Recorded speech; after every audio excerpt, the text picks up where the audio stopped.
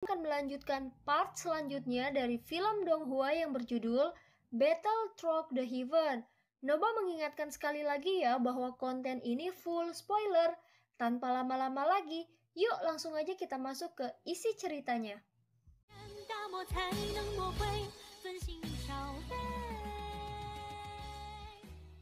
Melanjutkan dari cerita sebelumnya. Karena pemakan jiwa tidak akan datang untuk membalaskan dendam, maka kita hanya bisa menangkap dua orang itu untuk menanyakan situasinya. Ucap Xiaoyan sambil menoleh ke arah kabut tebal. Setelah selesai berbicara, sosok avatar Yuan Shen muncul dan melangkah maju. Kemudian sosoknya melesat dengan cepat dan menghilang ke dalam kabut tebal.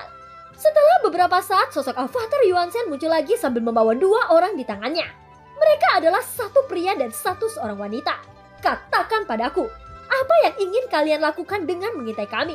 Ucap Xiaoyan dengan tegas. Dewa Abadi, tolong maafkan kami. Kami tidak punya niat jahat. Kami hanya ingin meminta Dewa Abadi untuk menyelamatkan kami. Ucap wanita itu dengan wajah memohon. Dan ada noda darah yang belum mengering di wajahnya. Begitu kata-katanya keluar, Wuzan segera memancarkan niat membunuh yang sangat kuat. Ketika keduanya merasakan niat membunuh ini, tubuh mereka langsung gemetar dan tidak berani berbicara lagi.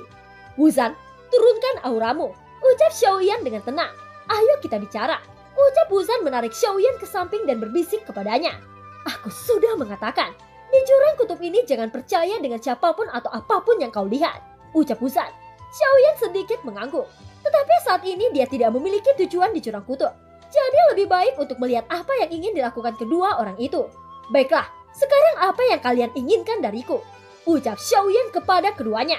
Dewa Abadi, kami adalah tawanan yang hidup di Pulau Zanyue. Namun beberapa tahun yang lalu klan pemakan jiwa memerintahkan semua makhluk di pulau itu untuk meminum pil pemakan jiwa. Jika kami tidak memberikan jiwa dalam batas waktu tertentu, maka jiwa kami sendiri yang akan dikorbankan. Pada saat itu kami akan berubah menjadi mayat hidup. Ucap wanita itu terlihat gemetar. Sekarang para pemakan jiwa tidak puas dengan jiwa yang kami berikan. Dan cepat atau lambat mereka akan mengubah kami menjadi mayat hidup. Aku melihat bahwa Dewa Abadi bisa membunuh Raja Pemakan Jiwa itu. Jadi kami ingin meminta Dewa Abadi untuk datang ke Pulau Zanyue dan menyelamatkan kehidupan kita. Ucap pria itu dengan suara serak. Mata Wuzan sedikit menyipit ketika dia mendengar dua orang itu. Dan tidak akan peduli atau percaya oleh apa yang mereka katakan. Adapun Xiaoyan, dia hanya menatap kedua orang yang menyedihkan itu dan terdiam beberapa saat. Jika Dewa Keabadian tidak mau, maka lupakan saja. Ini juga kesalahan kita. Jadi kita pantas untuk mati. Ucap pria itu. Wajah pria itu pucat. Seolah-olah dia telah menerima takdirnya. Wanita itu menangis di sampingnya. Dan mereka berdua sepertinya tidak tahu apa yang harus dilakukan. Seberapa kuat kekuatan pemakan jiwa di Pulau Zanyue? Tanya Xiaoyan. Mendengar ini sontak pria itu tiba-tiba mengangkat kepalanya. Matanya bersinar terang seolah-olah dia melihat harapan di wajah Xiaoyan. Di sana ada juga seorang raja jiwa yang mempunyai 100.000 jiwa di dalam tubuhnya. Namun dengan kekuatan Dewa Abadi Anda pasti dapat membunuhnya dengan mudah. Ucap pria itu menjawab dengan tergesa-gesa. Setelah Xiaoyan merenung sejenak, dia menatap pria itu lalu berbicara dengan tenang. Kalau begitu ayo pimpin kita ke sana. Ucap Xiaoyan. Pria itu tertegun sejenak. Dia masih tidak percaya dengan apa yang dia dengar barusan. Tapi ketika dia melihat kesungguhan di wajah Xiaoyan, dia menyadari bahwa apa yang dia dengar adalah benar. Baik Dewa Abadi, kami akan mengantarmu ke sana. Pulau Zanyue tidak jauh dari sini. Jadi kita bisa tiba dalam waktu singkat. Ucap pria itu. Kemudian kedua orang itu segera memimpin jalan ke depan. Ada api harapan di mata mereka pada saat ini. Sementara itu sosok Xiaoyan masih duduk bersila di atas kelinci Bingyun dengan santai. Dan Wuzan yang tidak senang harus berbisik lagi di sebelah Xiaoyan. Aku tahu bahwa mereka sepertinya mempunyai niat buruk. Ucap Wuzan. Namun Xiaoyan tampaknya tidak peduli oleh peringatan Wuzan. Wuzan berpikir bahwa Xiaoyan tidak mempercayainya dan dia kembali berkata, aku sudah tinggal di jurang kutub selama hampir ratusan tahun. Meskipun ada banyak pulau di sini, tetapi aku belum pernah mendengar tentang Pulau Zanyue. Ucap Wuzan. Tidak apa-apa, aku sedang bosan. Jadi aku ingin melihat apa yang akan mereka lakukan selanjutnya. Ucap Xiaoyan. Jawaban ini membuat Wuzan tersenyum kecut. Pada saat ini memang tidak ada rasa takut di wajah Xiaoyan. Tetapi Wuzan tidak bisa menahan perasaan khawatir di dalam hatinya. Izinkan aku memberitahumu. Selain Raja Pemakan Jiwa yang mempunyai 100.000 jiwa, masih ada Raja Pemakan Jiwa lainnya yang memiliki jutaan jiwa. Jika kita bertemu mereka, kita tidak akan memiliki kesempatan untuk bertarung dengan kekuatan jiwa. Dan serangan jiwa mereka akan beberapa kali lebih kuat dari Raja Pemakan Jiwa yang sudah kamu kalahkan. Orang-orang ini mereka semua adalah budak dari klan pemakan jiwa. Mereka telah menjual jiwa mereka sejak lama. Dan apa yang mereka lakukan sekarang kemungkinan besar akan membawa kita kepada kaisar jiwa. Ucap Wuzan dengan sungguh-sungguh. Xiaoyan mengangkat alisnya setelah mendengar ini. Kedengarannya ini adalah masalah serius. Ucap Xiaoyan sambil mengangguk. Meskipun nadanya terlihat khawatir tetapi ekspresi wajahnya tidak ada kekhawatiran sama sekali. Bahkan bisa dikatakan dia tersenyum bahagia. Seolah-olah dia sangat ingin bertemu dengan kaisar jiwa itu. Untuk beberapa saat Wuzan tidak tahu harus berkata apa. Segala kengerian yang dia ucapkan tampak tidak berarti di depan monster ini. Wuzan berhenti berbicara dan memilih untuk tetap diam. Dia tidak tahu siapa Xiaoyan. Sepertinya semakin serius dia menjelaskan semakin bersemangat Xiaoyan tentang hal itu. Wuzan tidak mengerti apa yang dipikirkan oleh Xiaoyan. Selain itu dia juga tidak bisa memahami kekuatan Xiaoyan yang sesungguhnya. Meskipun dia tahu bahwa Xiaoyan mempunyai kebadan fisik, tetapi Wuzan masih tidak berpikir bahwa Xiaoyan bisa menghadapi kaisar jiwa. Tentu saja itulah yang dipikirkan Wuzan. Faktanya dialah yang memiliki rasa takut berlebihan. Adapun Xiaoyan dia bahkan membuat suara tidak sabar dan bertanya kepada dua orang di depannya. Apakah kita sudah dekat dengan pulau itu? Tanya Xiaoyan. Pria dan wanita yang memimpin di depan segera menoleh dan tersenyum pahit. Lalu mereka menjawab dengan hormat. Pulau itu ada tepat di depan kita. Ucap kedua orang itu. Xiaoyan menganggukkan kepalanya. Dia bergumam. Jika aku bisa menangkap 1 juta jiwa, aku masih tidak percaya bahwa sosok kelima dari labu bermata 9 masih tidak muncul. Gumam Xiaoyan. Dia secara alami harus memanfaatkan kesempatan ini. Apakah Pulau Zanyue memiliki sumber energi yang melimpah? Tanya Xiaoyan kepada kedua orang itu. Sejujurnya setiap pulau di Jurang Kutub memiliki sumber daya yang sangat kaya. Ucap pria itu menoleh untuk menjawab. Mendengar ini Xiaoyan melirik ke arah Wuzan untuk memastikan kebenarannya. Ya, itu memang benar. Ucap Wuzan mengangguk sedikit. Namun Dewa Abadi seharusnya sudah menebak seperti apa kengerian di Pulau Zanyue. Klan pemakan jiwa telah mengendalikan hampir semua pulau di wilayah Jurang Kutub. Oleh karena itu hampir tidak ada tempat yang dapat menyediakan budidaya yang aman. Ucap pria itu segera berkata dengan senyum masam. Pada saat ini mereka menerobos kabut tebal di depannya. Ketika melewati kabut tebal itu mereka melihat sebuah pulau yang berbentuk bulan sabit di kegelapan. Dewa Abadi, kami telah tiba. Ini adalah Pulau Zanyue. Ucap pria itu. Wuzan sedikit terkejut ketika melihat pulau yang ditunjukkan pria itu. Apa yang membuatnya terkejut adalah kedua orang ini benar-benar tidak menipu mereka. Tapi Wuzan tidak memiliki ekspresi santai di wajahnya. Sebaliknya ini membuat hati Wuzan semakin gugup. Dia tahu bahwa di balik perjalanan ini pasti ada bahaya yang sedang menunggunya.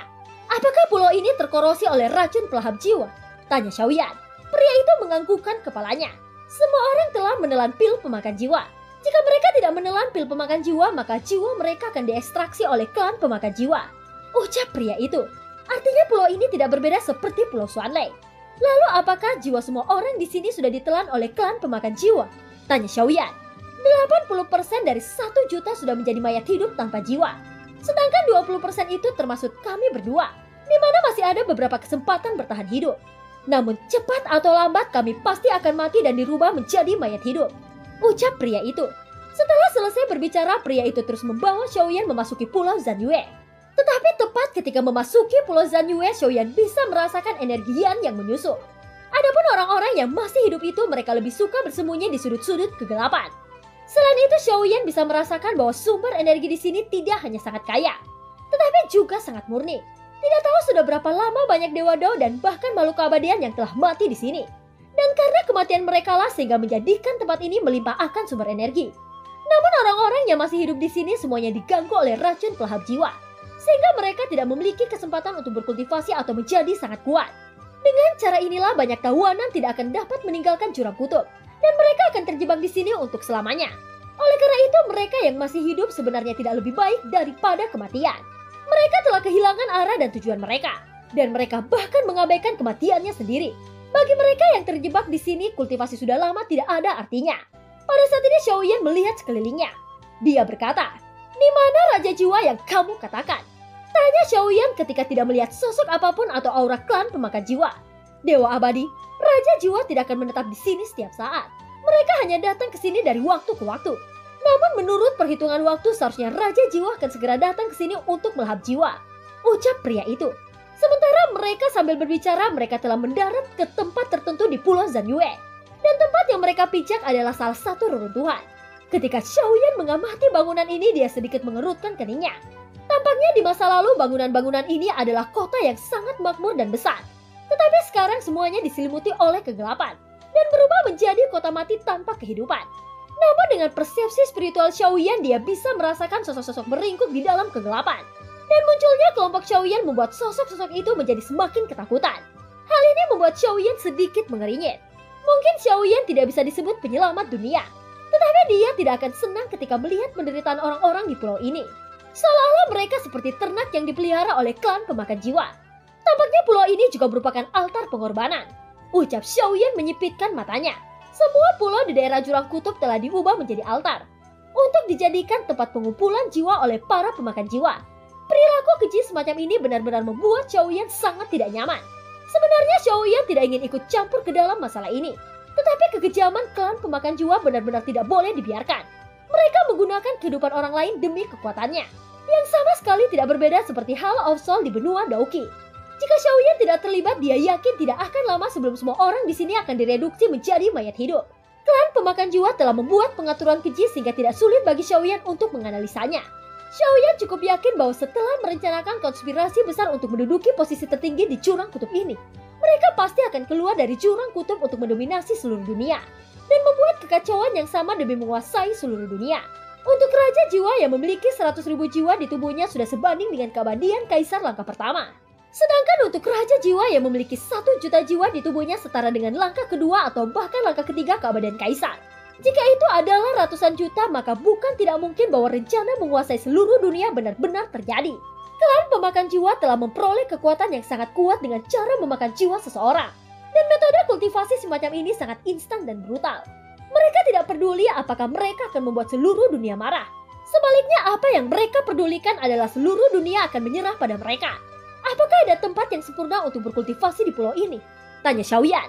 Karena yang disebut Raja Jiwa tidak akan datang untuk sementara waktu, maka akan lebih baik bagi Xiaoyan mencari tempat untuk meningkatkan kekuatannya dulu. Tempat kultivasi yang sempurna, ucap pria itu sedikit bingung. Lagi pula dia mengira bahwa Xiaoyan adalah makhluk keabadian yang kuat.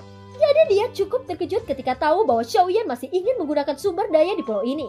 Maksudku adalah di mana tempat yang paling banyak mengandung sumber energi? Tanya Xiaoyan. Itu berada di kota Zanyue. Di masa lalu kota Zanyue adalah kota paling makmur di pulau ini. Dan kota ini dulunya menampung ratusan ribu orang. Namun saat ini semuanya sudah lenyap. Ucap pria itu dengan ekspresi suram di wajahnya. Kota Zanyue menjadi kota mati. Jadi sumber energi di sana terkonsentrasi dan sangat melimpah. Tetapi meski tidak ada kehidupan bukan berarti tidak ada bahaya. Seluruh kota di sana sudah dipenuhi oleh mayat hidup tanpa jiwa. Begitu ada makhluk hidup yang memasukinya, maka mereka akan mengepung dan mencabik-cabiknya sampai mati. Ucap wanita itu juga menjelaskan. Cukup arahkan aku ke tempat itu. Ucap Xiaoyan. Apakah Dewa Abadi yakin akan pergi ke sana? Ucap terkejut pria itu. Xiaoyan menganggukkan kepalanya. Kota itu ada di tengah-tengah pulau ini. Anda bisa melihatnya dari jarak ribuan mil dari sini. Ucap pria itu sambil menuju ke arah tengah pulau Zanyue. Setelah Xiaoyan selesai mendengarkan penjelasan dari mereka, dia segera terbang ke udara dan bergerak pergi ke arah yang jauh.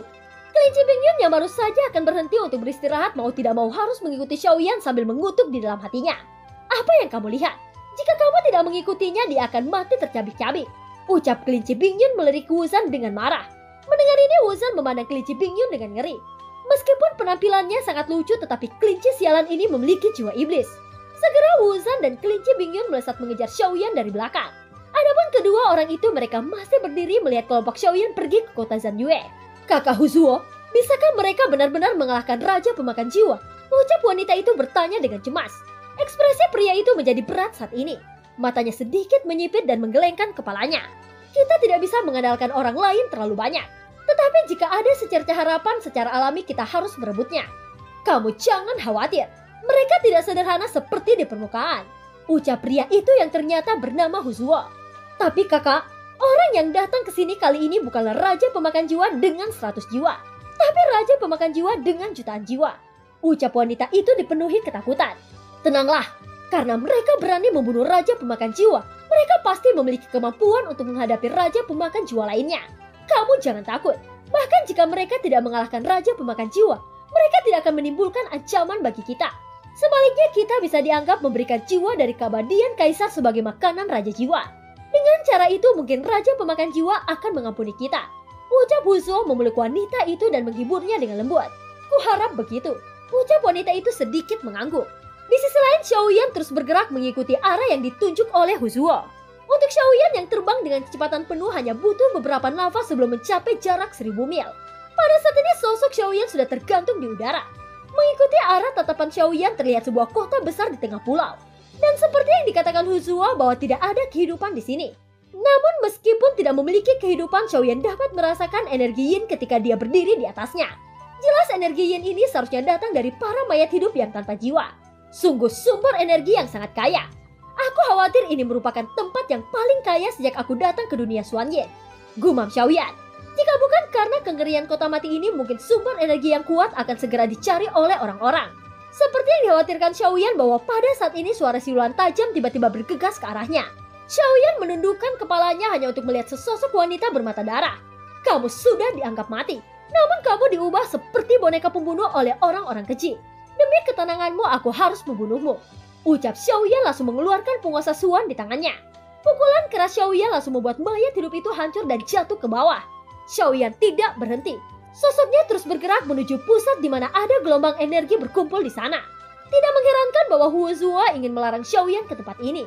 Itu karena ketika Xiaoyan baru saja tiba ke kota, dia sudah dikepung oleh mayat hidup yang tak terhitung jumlahnya. Mayat hidup ini semuanya adalah orang-orang yang telah kehilangan jiwanya. Tanpa jiwa maka mereka tidak mempunyai pikiran selain membunuh. Menghadapi sosok-sosok yang mengaum itu, tiba-tiba saja nyala api di kota Zanyue membumbung ke langit. Xiaoyan terus memusnahkan mereka sambil bergerak maju. Penguasa Xuan bergerak dengan liar dan menangkis setiap serangan diam-diam. Dengan cara ini Xiaoyan terus bergerak menuju pusat kota Zanyue selangkah demi selangkah. Adapun Wuzan dan kelinci Bingyun mereka juga mengikuti dengan cermat di belakangnya. Tentu saja pertarungan berkelompok semacam ini sesuatu yang dikuasai Wuzan. Panas emasnya memenuhi langit kemudian memusnahkan mereka yang menghalangi jalan. Setelah beberapa saat mereka akhirnya datang ke pusat kota Zanyue. Namun saat ini Xiaoyan dikejutkan oleh pemandangan di depannya. Pusat kota Zanyue yang awalnya platform luas mendadak ada pohon besar berwarna darah yang tumbuh menerobos tanah. Dan di pohon besar ini dipenuhi dengan buah. Apa yang membuat pupil mata Xiaoyan menyusut adalah buah-buah itu sebenarnya memancarkan fluktuasi energi yang sangat kaya. Mata Xiaoyan bersinar cerah. Dia segera mengulurkan tangannya untuk memetik satu buah merah itu.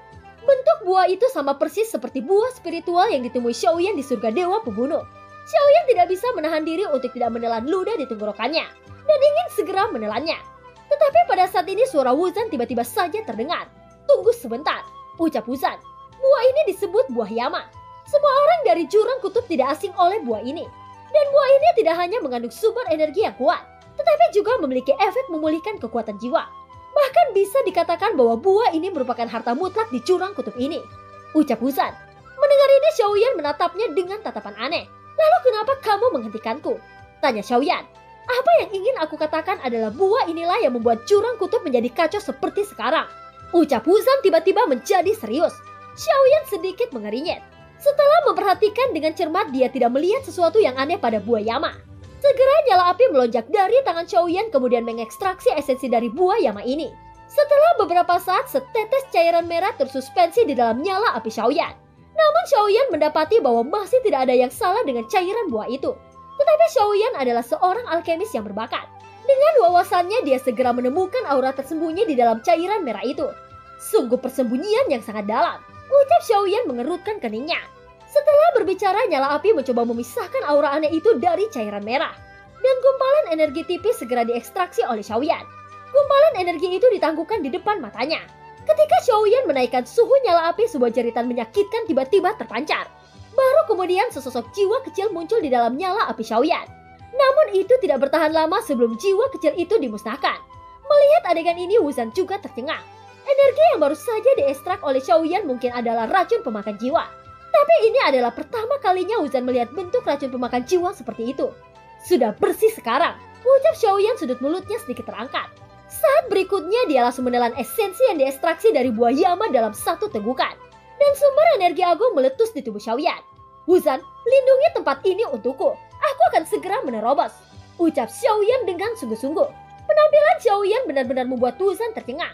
Dia bahkan tidak dapat memastikan apakah Xiaoyan merupakan keabadian kaisar atau hanya dewa Dao. Orang yang duduk bersila di depannya jelas hanya memiliki kekuatan dewa bintang 7. Tetapi ketika pertempuran dimulai, dia berubah menjadi keabadian kaisar yang kuat. Memikirkan misteri tentang Xiaoyan hanya membuat Wuzan merasakan sakit kepala. Wuzan tidak menolak pengaturan Xiaoyan. Dia mengangkat tangannya dan menembak mayat-mayat hidup yang mencoba mendekat. Untuk sementara waktu, Wuzan terus membunuh mereka dengan wajah suram. Baginya dia pernah menjadi salah satu dari mereka. Hanya saja keberuntungannya lebih baik dan lolos dari jurang kutub yang seperti neraka ini. Hanya saja Wuzan tidak menyangka akan kesini lagi untuk membunuh orang-orang seperjuangannya. Klan pemakan jiwa, kalian sungguh kejam. Kalian menggunakan cara jahat untuk mendapatkan kekuatan. Jika aku bisa memiliki kesempatan, aku pasti akan melenyapkan kalian semua. Ucap Wuzan, wajahnya dipenuhi oleh kebencian. Sementara itu Shin berganti di suatu tempat di jurang kutub.